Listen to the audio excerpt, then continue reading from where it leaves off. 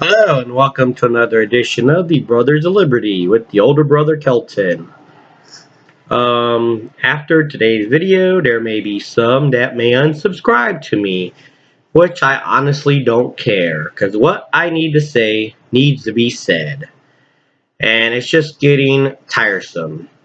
Yes, after Tuesday's election, we have seen voting irregularities and cheating across the board. I'm sorry, but when Florida, after a hurricane, can count 10 million votes and Nevada and Arizona still needs a count, there's something fishy about that. And it's funny how you have machines and everything else. But the biggest takeaway of this, um, what I'm talking about, yes, it has to do with election integrity, but it's about two people in general, Trump and DeSantis. Now, a lot of people are pretty much pushing in their corners, bad mouthing DeSantis or bad mouthing Trump for his words and remarks about DeSantis. Well, here's my take on it. Whoever is backing Trump, whoever is backing DeSantis, you're what's wrong with the country. Yes, I said it. If you depend on a person, people, group of people, or a party to save this country, then we are doomed. We should not be looking at people. We should not be looking at a party. We should not be looking at a group of people. Even if it is a Trump DeSantis ticket in 2024. Let's stop looking at people. That's what got us in this problem. We expect people to solve the problem that are elected in our government. You know, some people said, "Oh, DeSantis did a lot for securing the votes," and some people said, "Well, he still has those machines." In the 4 years that Trump was president, what did he do about the machines? Nothing, because he could not do anything. If you understand election processes, it starts at the local level with the counties. If you want to enact change, stop depending on people in the federal government to do it for you. The Constitution starts off with three words: we the people. Not we the people elect government officials to solve the problems, but we the people, in order to form a more perfect union. It did not say we elected a president to form a more perfect union. It did not that we elected congressmen to form a more perfect union. We the people.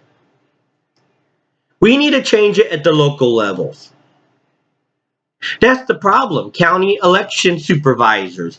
In some states, they're voted for. Some states, I think they're assigned. I'm not sure. I know in Florida, they are voted for by the people. They vote the same people in, which causes the corruption. And you say, well, if they're running it, the problem is a lot of people don't realize they have so many tools at their disposals. The the surety bonds. Remember, they are elected officials. They answer us. We do not answer them. We could change the county commissioners, the mayors, and everything else. But a lot of times we don't want to change them because we know them. They're our friends because it's a small county or a small town. If nothing has changed in the past 50 years and it's still the same corruption, maybe our friends are not our friends anymore. You ever thought about that? We need to change it at the local level. It's not going to change at the federal level. Remember what Reagan said about the government, and the one thing you don't want to hear the government say is, I'm from the government and I'm here to help. When DeSantis got elected as governor and as a congressman, when Trump got elected, they became part of that government system, even if they might have been outsiders or not. I'm not saying DeSantis is an outsider, Trump definitely was, but they still became part of that government system. And we're relying on men and women who has done nothing in the past 50, 60 years. Yes, Trump did a lot of good things as president. But if you're waiting for him to be the savior of all, then we're already doomed from the beginning. When the Revolutionary War was fought, yes, there was a Continental Army, but it wasn't George Washington that won the war by himself. Remember, the first battle was with militia before Washington even came onto the scene. Militia, which were farmers, merchants, doctors, everyday people, not trained soldiers, but everyday people who got tired of tyranny. They did not look at the Continental Congress to fight for them. They did it themselves. And if you're looking someone to fight your battles, then you might well hang up the towel now. For all those who say we are patriots, but yet want to get in this divide of Trump versus DeSantis, which, mind you, DeSantis hasn't said a word except for what the media is pushing, saying, oh, his campaign people said this and all that. DeSantis himself hasn't said one word. And for those who's getting caught up in it, this is what the Democrats want. So they can keep us divided, so they can keep stealing elections, and instead of us looking at the local level, changing it on the local level, and working our way up.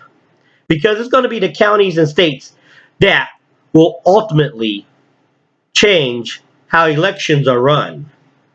And the last thing you want is to have a federal government oversee elections. Because at that point, you might well just hang it up then.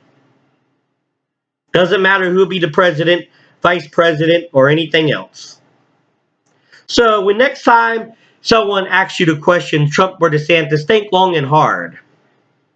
Because we are working to take back the country for our children and our grandchildren when Trump and DeSantis is long gone.